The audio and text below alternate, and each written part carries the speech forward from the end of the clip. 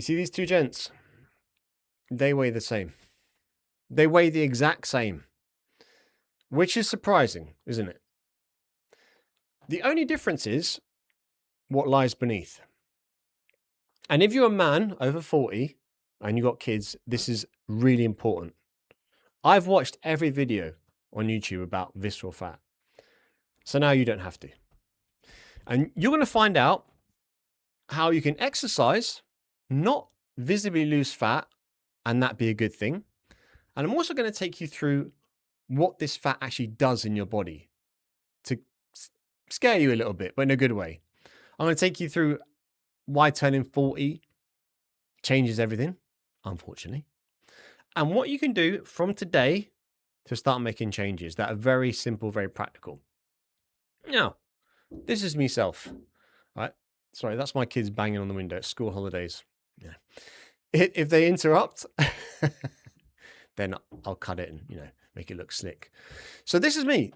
This is me with visceral fat on the left-hand side and me without visceral fat in the present day. If you look at me, I look like a regular bloke on the left-hand side, but what lay beneath was not pretty, and I don't mean just physically. And now I've got 3 little kids, all on the age of 5, currently on the trampoline, and very little visceral fat, and everything is working as one would hope. So I've taken many people through this program. I specialize just in looking after dads, and I've been featured in the national newspaper. And this is a bit cringe, but it's finally getting some respect. Men's health over 40 who've got kids. So if you are feeling a bit lost and you're thinking, I don't know where to begin on all this, do the scorecard, link below. It's going to tell you very quickly what your blind spots are and give you some clarity instantly. Now let's get into this. First, the bone to pick. The belly fat is not cosmetic. It is metabolic. And this changes the math. It says math here, but I know in America you say math, but we say mathematics in England. Anyway, it changes things, like calculations. But that fat you see that you can pinch is not the one we need to be worried about. It's the one that lies underneath, that strangles our internal organs. This is our visceral fat. And that's the 2 kinds to really understand in your mind from the outset. So the first is surface fat. It's storage. It's the stuff, as I mentioned, on the outside you can pinch and grab with your hand. The other fat is the deep layered, deep abdominal fat, all around your internal organs. And the deep fat is not passive. It's a toxic organ. It actually grows its own blood vessels, which is a bit creepy. And if you have this, it is sending signals into your bloodstream 24/7, right? Toxic particles. And the mirror can't tell you much about this because the mirror only shows you the outside. You don't know what lies beneath unless you follow what I'm about to tell you. But if you're slim, you can be at risk. The whole skinny fat phenomenon, right? The normal weight on the scale can be reassuring, but the deep fat inside is the real danger. So this is what it's doing inside you right now. Constant low-grade inflammation. Inflammation is not good when it's chronic. The deep fat releases inflammatory messages into your bloodstream, right? And that's 24/7. So essentially, you're in a permanent state of alarm. No bueno. Insulin gets affected as well because insulin, we want to be insulin sensitive, not insulin resistance. And these cells stop responding properly, right? So your insulin is massively affected. Blood sugar level, in terms of how you manage it, is completely degraded. And more of what you need gets put into fat. So in other words, when you eat glucose, and that can be in the form of a grain of sugar, or it can be in the form of bread, for example, instead of that being used as energy by your muscles, it's stored as fat. And this is a self-feeding loop. And the blood vessels also take the hit, hence high blood pressure. So that tissue actively converts testosterone into estrogen. And the fat itself is lowering your testosterone, or your T, as they say on the streets. So without being crass, it makes you more feminine, having excess visceral fat. which is not a nice thing to hear. And I wouldn't regard myself as the most masculine man in the world. I mean, I struggled to grow a beard at the age of 44. But testosterone is not about having a hairy chest and having big muscles. It's about how you feel, your libido, how much energy you have, which we'll get into in a second. And that's something we don't talk about enough as fellas. We don't talk about our sex life, right? And we're not going to get into that in detail, but we need to make sure we look after the engine, if you know what I'm saying. But this, just to go back for just 1 second, this is a self-reinforcing loop, like I said, and it feeds itself. So essentially, the problem snowballs. Think of it that way. 40. They say life begins at 40, but it depends what you've been doing. It can begin or it can start to end. Your testosterone drifts about 1% each year from your 30s. And so by mid-40s, there's a noticeable change, and you're going to feel this in your body, right, and in your mood and your temperament. Muscle starts to go as well. So it's what's called sarcopenia.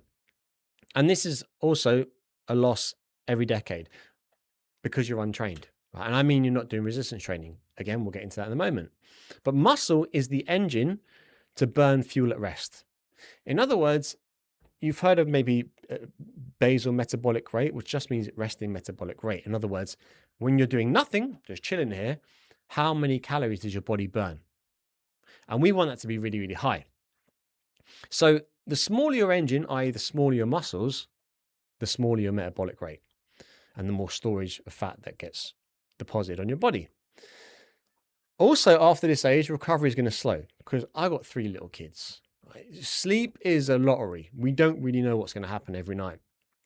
And when you're training and you're working and you're looking after kids, you're looking after your missus maybe, or even your parents if they're of that age, then what worked at 28 is not going to work at 48 in terms of dosing. You can't be punishing yourself. Also, things stack up. So I got a mortgage. Yeah, I got tenants as well. I got things outside of just going to the gym, and maybe you're the same. You got your career. We've got investments. You have all these things on your plate, and that adds stress, adds chronic stress. So therefore, you've got little free time, and this builds because you think, well, I'm not going to go do what I need to do for my metabolic health because I could send that extra email, or I could go meet that client. I could grow my business. And if anything like me, I rest a lot of my value on my ability to provide, which is probably unhealthy, but it is what it is. So it's not that you've gotten lazy since you've been 40. It's just everything else has changed in terms of the formula of your life. Here is a very simple 5-minute home check you can do. And I'll run through the 4 things with you. After you've done these 4 things, if 2 or more of them are true, they are red flags. And this video is most definitely then about you and not other people. Now, the first thing is waist to height ratio. So the general rule of thumb is that if your waist is over 40 inches, you're in trouble. The only exception here is if you've got massive obliques and spinal erectors and abdominals that pop out like He-Man, Prince of Eternia, Adam, Master of the Universe. So if you're He-Man, all right, cool, I'll let you off. Or you're a linebacker, fair enough. But if you're not He-Man or a linebacker, then 40 inches, you in trouble. You got to go doctor. And if you're 7'10", okay, that's another exception. The best way to measure this is keep your waist below half your height. So if you are 5'10", which is 70 inches in height, you should be 35 inches around the waist or less. And that's when you know you're in a safe spot. Take the tape measure that you have. If you have, I actually want to here prepared. So I've got a tape measure, and I do tape measurements with my clients every week. And they vary sometimes when they shouldn't. Now, the problem is that we take our tape measurements around our navel with a fabric tape in different conditions. It has to be the same conditions every time. So you do it first thing in the morning.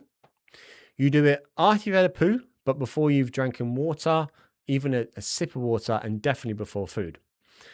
And I could give you a quick demonstration here. This is not very like me, but here you go. A bit of flex, shouldn't I? Okay, so you put it around your navel here. but I'm not flexed, I'm relaxed. So I let my tummy stick out a little bit and I go all the way around. I keep it pinched there. And maybe you have a friend to help you, as in your missus or your kids. And you see here now, I'm relaxed. Right, so I'm 34.5 inches. That's the waist. Whee. Yeah, so that's how you do your waist measurement, okay? And make sure you get one of these. If you don't have one of these, you can also get a piece of string, measure the piece of string, mark it, and then put it on a ruler or a meter stick and see where you are in terms of your waist. But please ignore the 40-inch rule because, like, you're not He-Man, you're not a linebacker, I assume. So that's the waist. That's the primary one. Now, if you've done that, the next thing is the hardness test or the firmness test. Press your fingers into your belly and see, is it firm? As in, does it feel hard underneath the surface? If it's squishy and you can grab it with your hands, then that's subcutaneous fat. It's surface fat just underneath the skin. But if it feels like you're pregnant, I know it's 2026, but men can't get pregnant, so it needs to be looked into. And the last thing is your blood panel. Now, what is your blood pressure like? Do you know? Do you have high triglycerides? What is your fasting glucose like? If you've got high numbers on these, plus the belly and the waist, you need to see a doctor.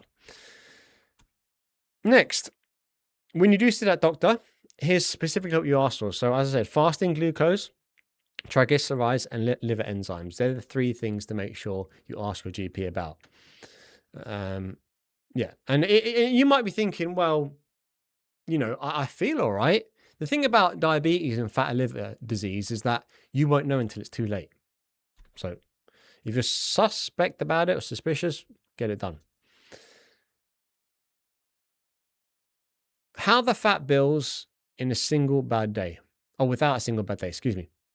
So, firstly, stress hormone. That's on tap, right? You've got deadlines, you've got kids, you've got schedules. Elevates your cortisol, and the higher cortisol goes, the lower testosterone goes. They have an inverse relationship. And that further adds those deep abdominal fat storage. Broken sleep is a given, right? Especially when you've got little kids. So the early starts, the late nights, the doom scrolling, if you're doing that, the chronic short sleep is going to drive your hunger hormones up. So you wake up in the morning. I was chatting to a fellow about this just yesterday, and he's like, I'm really hungry. And as he was leaving me that message, he informed me that it was 1 a.m. when he was leaving it. I'm like, you're going to bed at 1 a.m. and then you're waking up to go to work at 7 a.m. and you're wondering why you're hungry all day. Leptin and ghrelin are hunger hormones. So when you don't sleep, those don't work as well, and therefore you're craving food. Because you're tired, you want the energy from sugar, the bad foods. And then you do convenience eating. So you finish your kids' leftovers. You see the drive-through on your way home because you're a little bit tired and you need to pick me up. Or you're eating cereal at 10 p.m. And finally, you've got the evening decompress, right? We think that as a dad, we don't get much pleasure in our life. Right? Maybe, you know, things aren't what they were with the missus at the moment. That's to be expected. Maybe your life feels a little bit monotonous. It's the same thing every day, even on the weekends, because kids need structure. So where's the pleasure? Where's the switch off button? And that can be a glass or two of wine once the kids go to bed, curry, etc. But alcohol, unfortunately, is a bastard. And I'll go through it with you in a moment. And none of these seem bad on their own, but together over time in small doses, they really compound. Think of it like dominoes, health dominoes, if you will. The bill eventually comes up. So that can be heart attack. It can be stroke. That goes up massively because this is blood vessel inflammation and blood pressure rising together because of that visceral fat. Type 2 diabetes. And this is essentially ignored by many people. And we almost see it as like a given now when people develop this. But that deep abdominal fat is the single biggest driver of this. Fatty liver is becoming more and more common in middle-aged men, not just for fellas that are alcoholics. And finally, research ties deep fat levels to dementia also, and also to several cancers. I mean, have you noticed that dementia just seems to be going up and up and up? And my missus thinks it's because people are living longer, but I think it is lifestyle. I really do. I mean, my granny lived till 100 years old, and many of my relatives lived to well over 80, 90. So I don't buy the thing about people living longer.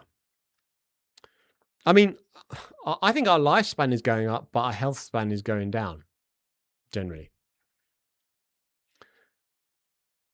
The warning signs that are in plain sight. So 7 a.m., are you tired? You've had a full night's sleep, and then you wake up and you feel like, I should be rested, but I still feel knackered. That is a blood sugar story, completely.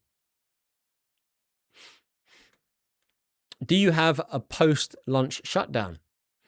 This thing of, I've had my grub, I feel tired now, I need to have a lie down. That's not normal. That's not how your body should react to food. We'll get into that in a second, what you should do instead.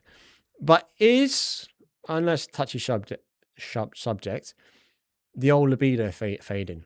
Like, when was the last time you had morning wood?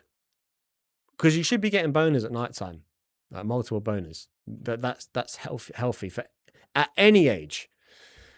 So if you find that, you haven't got the drive, you haven't got that passion for your missus or for a bit of slap and tickle, visceral fat.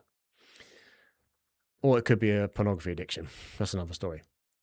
And finally, do you want to pull that 9 p.m., 10 p.m. sugar craving and feed the loop again? So you wake up knackered and so on.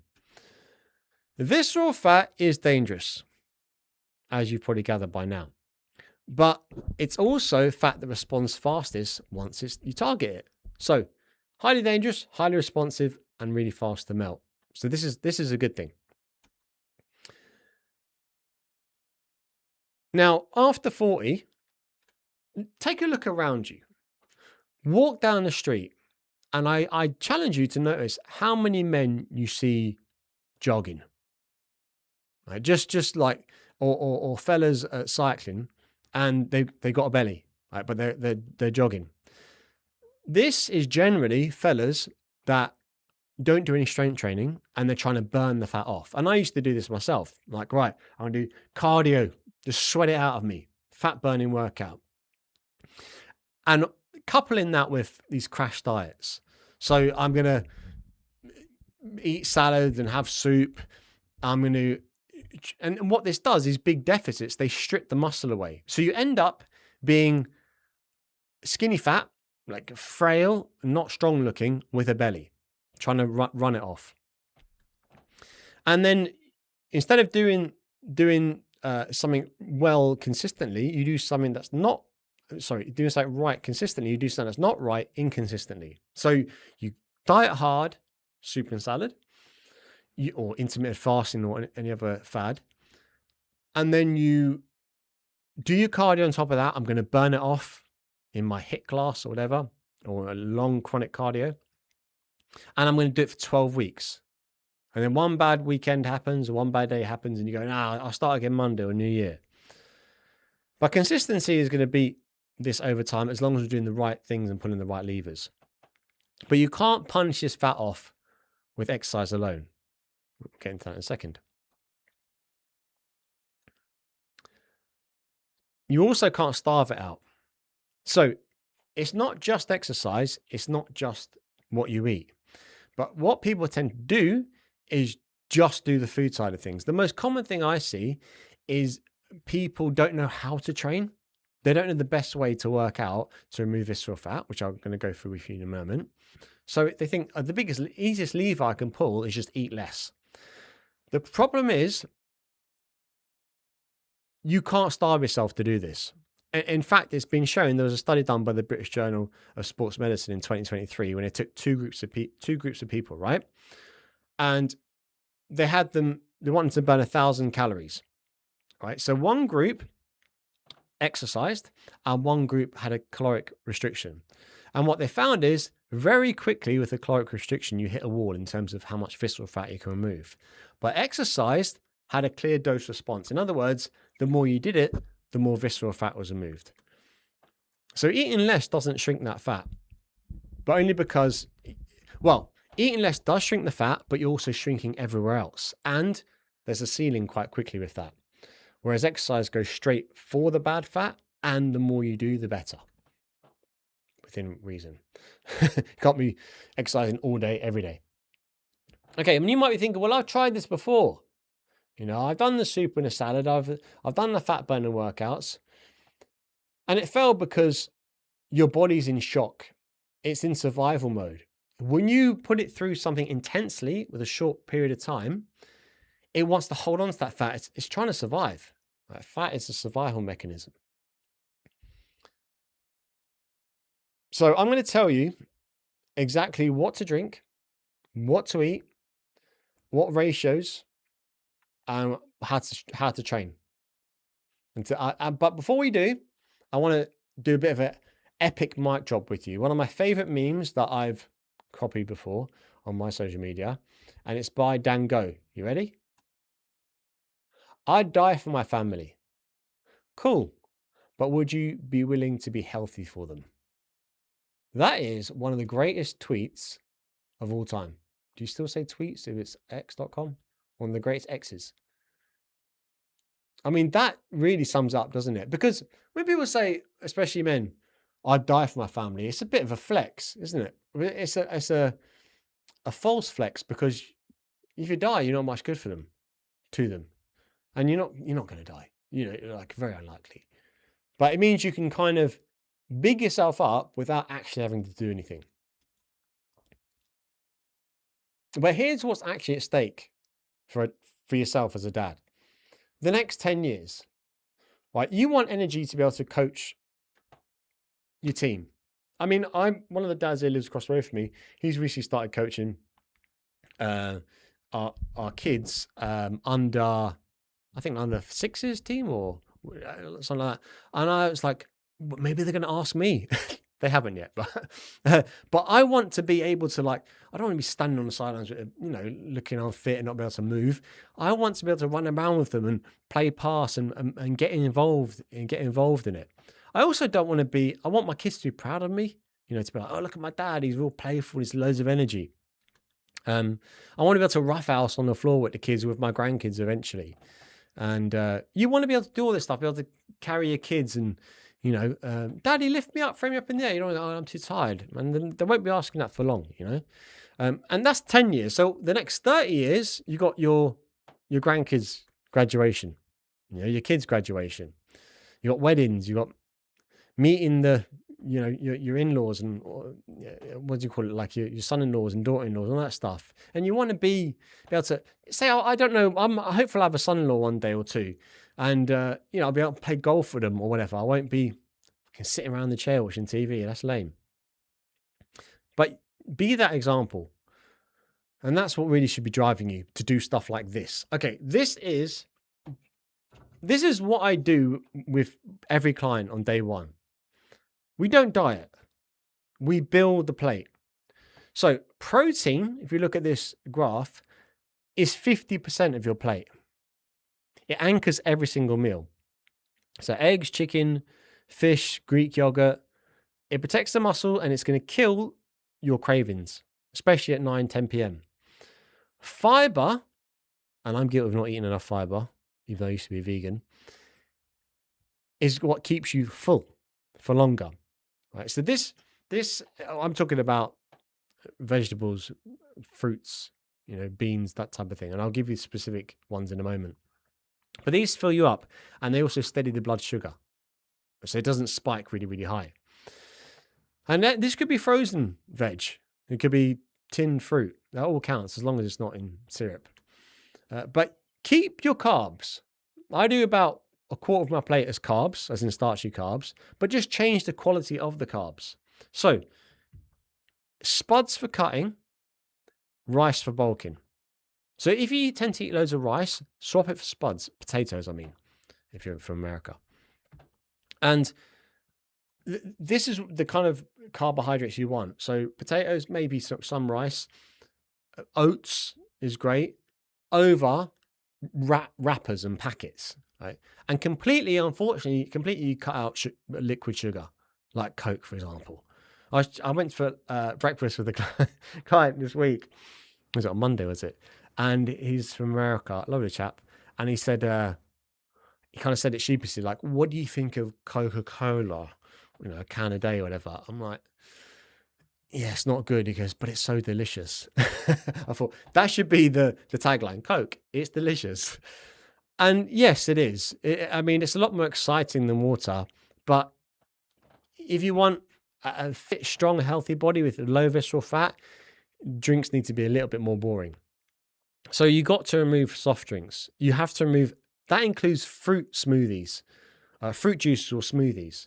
So another client says he has smoothie every morning. So he blends a smoothie, like, and put his name on the fruit he puts in it. Unfortunately, there's only fiber in it. So your body just processes that like sugar. And therefore, you're much better off eat the fruit in a bowl, bit of Greek yogurt. There you go, 50% Greek yogurt. In other words, half the bowl is 50%. But keep the foods that you love. Like, I love Greek yogurt because I used to love ice cream. So now I eat my Greek yogurt with loads of berries, loads of fruit, instead of my ice cream. That's my little treat. Well, my big treat.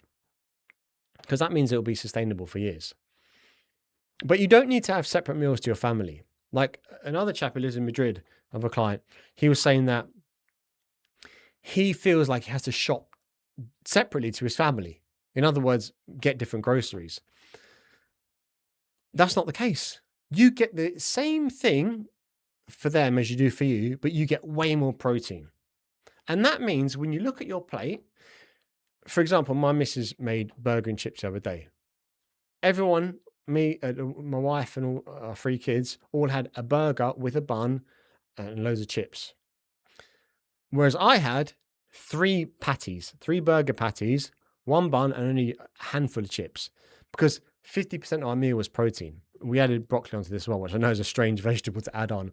But whatever's handy and the kids and you are going to eat, in our case, it was broccoli. And that's the 3 covered. You've got your fibrous vegetables, you've got your starchy carbs, i.e. the potatoes or the chips, which are French fries, and which are in the air fryer. And then you've got your quality protein, which was very lean beef burgers. But that means I could eat with the kids, not eating separately, and neither will you, but I'm hitting my ratios and my protein target. But specifics when it comes to what you put in your plate are important. So now you know the 3 main food groups that you need on your plate. It's a good idea to they say, eat the rainbow, right? To eat as many colors as possible. And as I mentioned earlier, I am guilty of not eating enough vegetables. But thankfully, my missus does a lot of vegetable soup. She makes it. And I'll tell you why that's important in a second. But so let me go through this study they did in Japan regarding the type of vegetables. Right. Carrots, sweet potatoes, peppers, spinach, squash. They found, now if you notice those vegetables, they're all very different in color. Because they did a study back in 2020 in Japan, 28 Japanese men aged 40 to 50. They were all overweight and they drank vegetable paste every day for 8 weeks. Their visceral fat dropped significantly and their body weight didn't change at all. Like I said at the start, same men, same scale reading, but less dangerous fat around the organs. And that's vegetable soup or paste. Now, I've put in here add green tea because yes, it can make a difference. It does make a difference. Again, another study done on obesity by Japanese men and women for 12 weeks in 2007. Essentially, it found that if you drink green tea, it helps to reduce visceral fat. But the thing about these things, I mean, for a start, matcha and sencha, I think they're disgusting. I think they're horrible. I don't get how people drink them. And it only moves the needle a little bit. So this is not a silver bullet. So in other words, if you don't like green tea, don't drink it. It's not going to make much of a difference. And it would be something you won't keep up. There's much bigger levers we can pull, which we're going to talk about right now. Strength training. 2 to 3 sessions a week. 30 to 45 minutes. Right? This is an absolute necessity. And it needs to be consistent, not punishing. So think about training for the next 20 years. Not, I'm going to try and get a certain muscle to be bigger than another muscle. I'm going to look after my joints. I'm going to make sure that I'm injury free, because if I'm not, if you hurt yourself after 40, you're not doing physio. You're not doing the things you need to do to get back and recover. So what happens is weeks turn into months, turn into years, and you're never the same again. And things go on a downward spiral. But you need this. You can't have just cardio, because having that muscle is going to raise our metabolic rate. And I'll say that I'm blue in the face, because it resensitizes your body to insulin, which attacks the problem at the source of the visceral fat. By the way, let me address one fear that I hear people say, and I don't know why they say it. Maybe I should look into the psychology of this. But whenever I have an onboarding call with someone, let me take a little sip of tea. By the way, for the people that are annoyed when I drink my tea, cheers.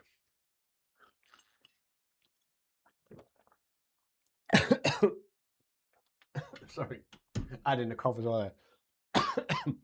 That's Rooibos. Rooibos vanilla tea. Oh my God. Is it Rooibos or Rooibos, or I don't know how you pronounce it. Anyway,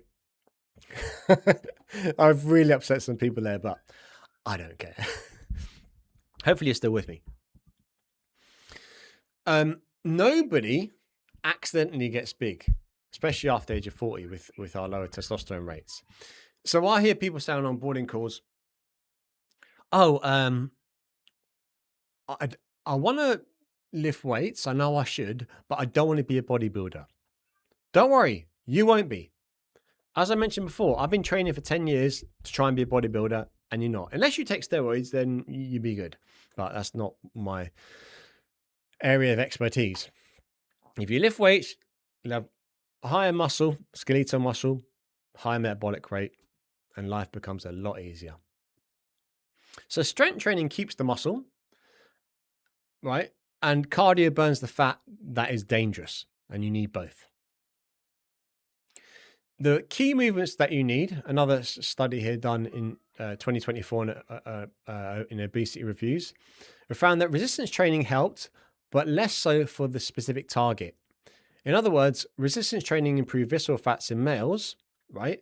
But only if they did compound lifts, right? In other words, you can't target your belly. You have to train your whole body, and then the whole body will become lean and the belly will follow suit. But typically what happens is the belly stores the fat the last, because it holds on to it for survival. And therefore, you've got to get lean everywhere first. And if you keep going, the belly will eventually go as well. But we need a squat, a hinge, a push, a pull, and a carry. These are the absolute foundations. But now, you need to be doing this at an absolute minimum for visceral fat. But then for longevity, there's other things you can add in, like sprinting, plyometrics, twisting, rotation work, that type of thing. But I know when I first heard this, I thought, oh my God, well, I can't squat. I'm a personal trainer and I can't do a barbell back squat. I find it really difficult. Maybe it's my hips, my knees, ankles, I'm not sure. I also can't deadlift anymore, because I used to just add more and more weight to the bar when I was deadlifting. And eventually my lower back really started to hurt. So your deadlift is your hip hinge, and your squat is your other lower body movement. So instead of doing a barbell squat, what I do now, and have done for a long time, is a split squat, a lunge. That is still a squat. It's just a one-legged squat that's supported. And then for my hip hinge, I don't know if you can see it here behind me. Well, you can't see it, but I use a GHD, glute hand developer, and down there I have a Roman chair or back extension. So you can do the same thing. If you need to do a hip hinge, but your lower back hurts, get on one of those. It's going to change the game for you. Simple. So that is our strength training. Now, on to cardio. You don't need cardio to lose weight, but you absolutely need it to lose visceral fat. There was a study done called a cyclist study by Diabetes Care in 1997, where they took 24 men with type 2 diabetes and split them into two groups, 12 and 12. Half of them rode exercise bikes for a few times a week for 2 months, and the other half didn't. On top of that, each group took a protein supplement, and one half took a protein supplement, the other half took a fake pill. And what the scale showed, this is the most important bit, is the weight for the 24 men, all of them stayed the same. It didn't change at all. So all 24 men with their clothes on looked the same after 2 months. But the men that cycled a few times had a dramatic change underneath in the visceral fat. Let me give you the numbers that you can see here on the slide. The deep fat wrapped around the organs, the dangerous kind, dropped 48% in the fellas that were doing the cycling. And the soft fat under the skin, the subcutaneous, the type you can pinch, dropped by 18%. So their bodies got dramatically better at handling sugar.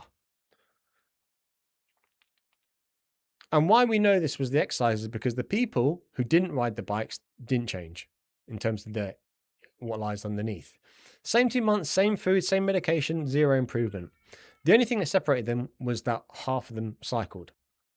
And by the way, that supplement made no difference at all. Supplements are... You'll never see me promote supplements. The only supplement I take religiously is sea salt. Electrolyte powder, maybe if we don't have sea salt for some reason. The supplements are a scam, man. It's like the green tea thing. Make a tiny bit of difference, but you're wasting your money. And it gives you a false sense of progress. And does it have to be cycling? No, it doesn't have to be cycling. Right? And I'll tell you about why that is now. What it needs to be is conversational cardio, or what they call the talk test. So it needs to be cardio 2 to 3 times a week. I like to do 3 because I do 3 days strength training, 3 days cardio, and then 1 day we normally go for a hike or a long walk with the family. But it should be moderate to vigorous. Right? And moderate means you can talk, the talk test. Like, you should be able to have full sentences if someone wants to speak to you, but you sound winded. That's moderate. And if you can only say a few words, then you're in a vigorous zone. But you don't need a watch. You don't need to track. Right? That's just another unnecessary expense. And let me settle the HIIT versus steady state cardio. Right? HIIT is high intensity interval training. Like it's basically a coin flip. Sorry if you can hear my kids screaming outside there. We're almost done. It's almost it's like for like, really. The most important one is the one you're going to continue to do. I used to do a lot of steady state, right, which did the job for me initially, but now I just find it boring. I don't want to go for a 45-minute cycle. I prefer to do hill sprints, which takes me 20 minutes. Right? I just find it more exciting, more fun, I guess you could say, and shorter time as well. So I'm going to have to tell my kids to be quiet 1 second. Sorry. Guys, stop screaming. Great. Would you mind? Sorry.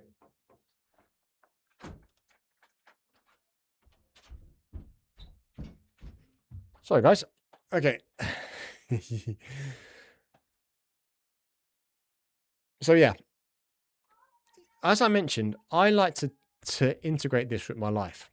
So in other words, what can I do with the kids that is going to get my cardio in? For example, my kids have just started learning how to cycle, right? So now they're getting the stabilizers off. So they'll go on the bike while I do a fast run or a very light jog beside them. Right? And that counts as cardio.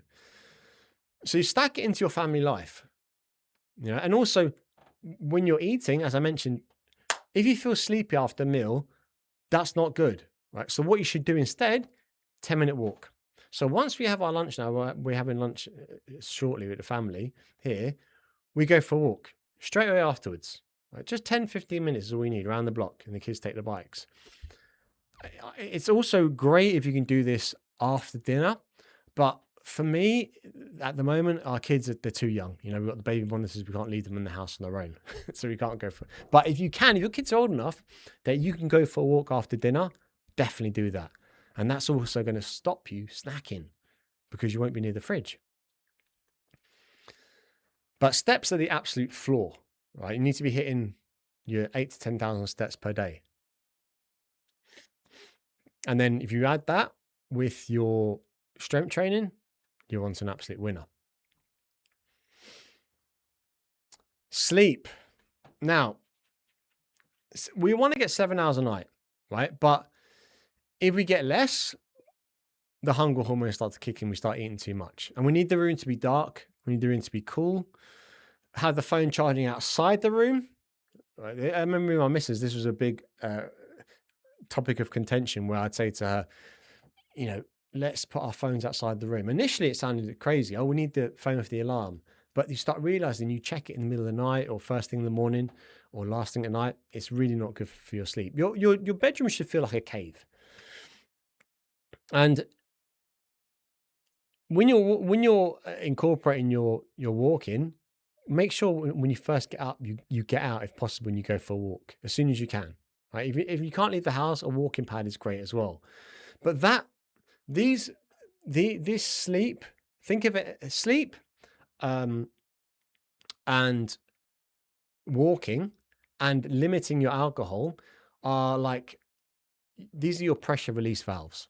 So yes, you can still have a drink, but can you half it, right? If you just half your alcohol for 2 weeks, so instead of having 2 glasses every other night, you have 1 glass, see how it affects your weight, see how it affects your mood and your sleep, right? You can still have these pressure release valves, but don't go crazy with it. You don't have to go monk mode either. All right. So, as you know, to finish off, the scale. We talked about the cyclists and how the scale didn't change, but yet their body was changing. Replace just the scale. So don't just rely on weighing yourself. Weigh yourself. Do your tape measurements once a week. Same time of the day, same body conditions. After your poo, but before you have your drink or your food. And make sure you do it on the same spot. Check how your clothes are fitting. Take photographs of yourself or just notice your pants, your shirts, and see how you're feeling after 3 p.m. How are you feeling after lunch? Are you feeling sleepy now that you're having high protein meals and you're getting a walk after lunch? And check in with how you actually feel. If you journal, write it down. So let's recap. This has been a long one. The 5 levers in one go. Plate ratio. 50% protein, 25% fibrous vegetables, 25% starchy carbs. That's your plate. Strength training. Movement. Doesn't have to be long cycles, but minimum 8,000 to 10,000 steps. Getting your sleep. Now, that doesn't have to mean you can always control the amount of sleep you have, but you can massively affect the quality of the sleep. And the final thing is alcohol. You don't have to give up booze. You can just half it. And if you notice if there's a noticeable improvement, you might think, do you know what? I could maybe do without this completely. But that's your journey. So for the next 72 hours, do the tape measurement, right?